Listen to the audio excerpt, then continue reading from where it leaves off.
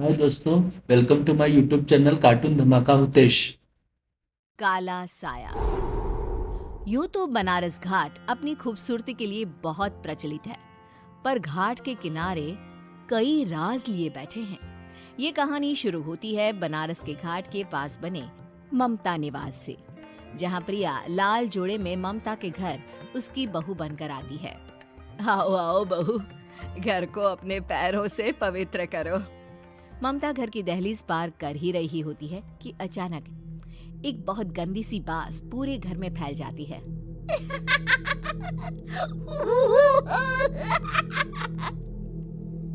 ये बदबू और ये आवाजें, ये कौन हंस रहा है माँ? अब ये पड़ोसी ना हमारे थोड़े अलग से है। कहाँ हम शाकाहारी और ये मांस मच्छी खाने वाले। छोड़, तू ध्यान मत दे और गृह प्रवेश कर। और हाँ बहू, अपनी सास की एक बात हमेशा याद रखना, इन पड़ोसियों से तो कभी बात नहीं करेगी। अच्छे लोग नहीं है ये। अपनी सास की ये बात मानेगी ना बेटा? हाँ माँ, जो आपकी मर्जी, मैं उनसे बात नहीं करूंगी। अगले दिन प्रिया अपनी पहली रसोई बनाने रसोई घर में जाती है। ये छोकी बात तो नाक में जा रही है। एक काम करती हूँ, खिड़की खोल देती हूँ।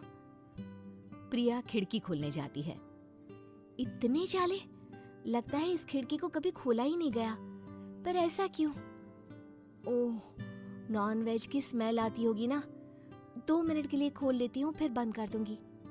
प्रिया खिड़की खोलती है। खिड़की खोलते ही उसकी नजर सामने वाले घर की खिड़की पर पड़ती है, जहाँ एक लड़की खड़ी होती है। हाथों में मेहंदी, लाल रंग की साड़ी, बिल्कुल सजी धजी, मानो प्रिया की तरह ही वो भी नई नवेली बहू हो। वो प्रिया को देखकर मुस्कुराती है। हे भगवान, माँ ने तो इनसे बात करने को मना किया था। प्रिया फौरन ही खिड़की बंद कर देती है और तवे पर चढ़े रोटी की ओर देखने लगती है, पर वहाँ रोटी न होकर मछली पड़ी होती है। ये क्या? पहली ही रसोई में इतनी बड़ी गलती! हे भगवान, अब मैं क्या करूं? प्रिया बहुत डर जाती है और फौरन रसोई की सफाई करने और फिर सभी के लिए खाना बनाने लग जाती है। जब वो सबको खाना परोसती है, सब तो ठीक है, मैं बेकार में चिंता कर रही थी। हे भगवान, ऐसे ही बस अपनी कृपा बनाए रखना। रात के वक्त जब सब सो रहे होते हैं, तब प्रिया को पायल की आवाज सुनाई देती है, जिससे उसकी आंख खुल जाती है। ये पायल की आवाज कहाँ से आ रही है? प्रिया उठकर उस आवाज के पीछे छत की सीढ़ियों तक जाती है। तभी उसे बच्चे के रोने की आवाज आती है। प्रिया छत पर जाती है तो क्या देखती है? वही लाल साड़ी वाली लड़की अपनी गोद में एक नवजात बच्चे को घुमा घुमा कर सुला रही है। तभी प्रिया की नजर उसके पेट पर पड़ती है। ओह गॉड, ये तो प्रेग्नेंट भी है। सुनिए, बच्चा सो नहीं रहा है क्या? मैं कुछ मदद करूं? नहीं नहीं, आपके घर वालों को अच्छा नहीं लगेगा, मैं संभाल लूंगी। स्नेहा की गोद से बच्चा हाथ मारकर प्रिया की गोद में आने को छटपटाने लगता है। दोनों घर अगल बगल में बने होने के कारण प्रिया उस बच्चे को गोद में ले लेती है। प्रिया के पास आते ही वो सो जाता है। बच्चे का वो स्पर्श रात भर प्रिया भूल नहीं पाती और अगली सुबह वो छत पर कपड़े सुखा रही होती है। तभी उसे एक औरत इशारा करके बुलाती है। स्नेहा कह रही थी बाबू तुम्हारी गोद में आते ही सो गया। मैं गौरी, स्नेहा की माँ हूँ। बहू, घर आना, बाबू को खिला भी लेना। शाम को जब घर पर कोई नहीं रहता, बच्चे से मिलने के लिए प्रिया छिपकर अपनी पड़ोसन के घर चली जाती है और कुछ देर बच्चे को खिलाकर वापस लौट आती है। इसके कुछ दिन बाद ही प्रिया को पता चलता है कि वो माँ बनने वाली है। ममता की खुशी का ठिकाना नहीं रहता।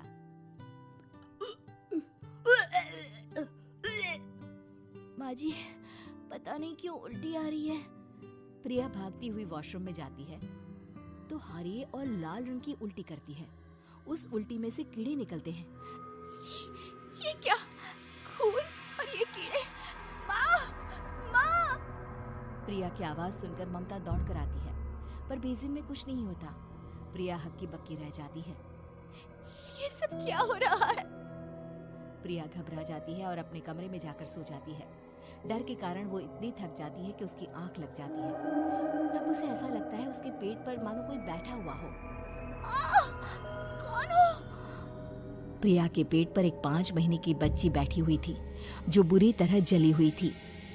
माँ, तुम ही मुझे लाई ना अपने पेट में? मैं तुम्हारी माँ नहीं हूँ। कौन हो तुम?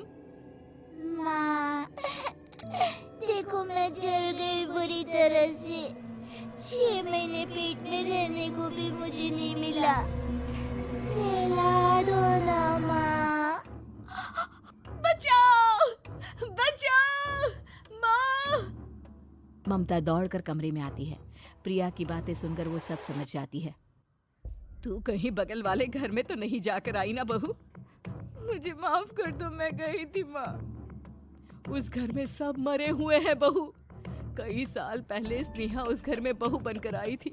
कुछ ही दिन में वो एक बच्चे को जन्म देने वाली थी। पूरा घर बच्चे के आने की खुशी में खोया था कि एक दिन अचानक उस घर में आग लग गई। सब बुरी तरह जलकर मर गए। गौरी आज भी दादी बनने का इंतजार कर रही है और इसीलिए स्नेहा ने अपना अजन्मा बच्चा तुम्हारी कोख में डाल दिया। ममता ये कह रही होती है कि पीछे से उसके पैरों को एक बच्चा पकड़ लेता है। दादी, दादी। माँ, स्नेहा की गोद में यही बच्चा था। ये बच्चा कौन है फिर? तेरी मौत है। तेरी भी दादी। जिस चीज का ममता को डर था वही हो गया। ममता निवास के ऊपर मौत ने चादर बिछा दी थी। प्रिया का पेट ऐसे बढ़ जाता है मानो 9 महीने का हो। 2 हाथ उसके पेट से बाहर निकलते हैं। बहू, संतोष को फोन कर, किसी पंडित जी को बुला बहू। प्रिया का पति भागता हुआ घर आता है। ये तो होना ही था माँ। तेरा पाप तेरे सामने आ गया तो तू सह नहीं पा रही है।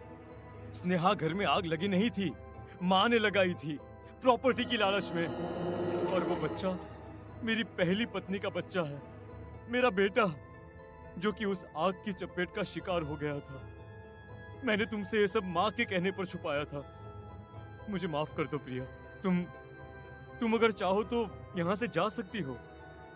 मैं तुम्हें किसी भी बंधन में रखना नहीं चाहता। मेरी शादी हुई है आपसे, मैं आपको छोड़ नहीं सकती, पर उससे पहले हमें स्नेहा, उसकी माँ और बच्चे की आत्मा की शांति करवानी होगी। संतोष और ममता गौरी के घर जाते हैं। अंदर सब कुछ जला हुआ होता है। जमीन पर जली हुई लाशें बिखरी हुई थी। ममता रो रो कर अपनी करने की माफी गौरी से मांगती है। प्रिया स्नेहा के घर वालों का अंतिम संस्कार करवा देती है और ममता निवास फिर से आत्माओं के साए से मुक्त हो जाता है।